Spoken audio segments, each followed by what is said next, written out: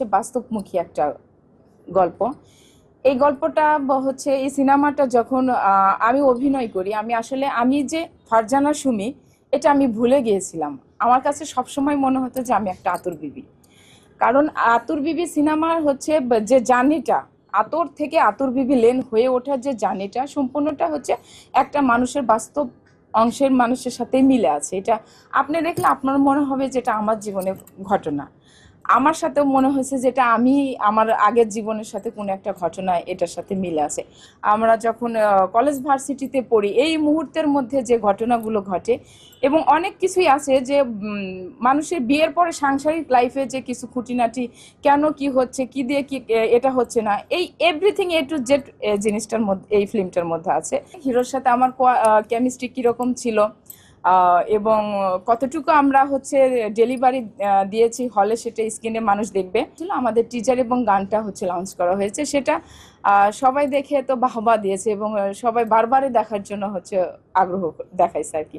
আমি বরাবরই চ্যালেঞ্জিং মুখী গল্পটাকে হচ্ছে প্রাধান্য দেই। এর আগে আমার সর্বপ্রথম যে সিনেমাটা কাজ করেছি ওটা ছিল সরকার অনুদানের, ওটা জল রং ছিল। ওইটা ডিরেক্টর ছিলেন কবিরুল ইসলাম অপূর্ব নানা। ওইখানে যে আমাকে যে চ্যালেঞ্জিং এ কাজ করা লাগছে, সেখান থেকে আতর বিবিলেন সম্পূর্ণ ডিফারেন্ট। এবং আগামী যে একটা ফিল্মের হচ্ছে কাজ করার জন্য অফার আসছে, সেটা আর একটা চ্যালেঞ্জিং এর গল্প। তো সেটা নিয়ে আমি আশা করি যে ঈদের পরে আমার ডিরেক্টর আপনাদেরকে সাথে নিয়ে আর একটা ধামাকা দিবে।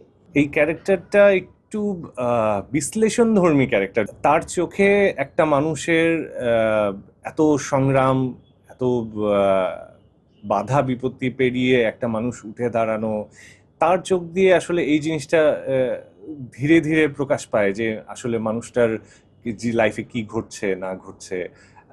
দর্শক এই এই চরিত্রটা হচ্ছে দর্শকের সামনে তুলে ধরে বিষয়গুলো, পুঙ্খানুপুঙ্খভাবে বিশ্লেষণ করে যে এই বিষয়গুলো আসলে একটা মানুষের উত্থানের পথে বিভিন্নভাবে কাজে আসে, মানে দিকগুলো আসলে এভাবে তুলে ধরে আর কি।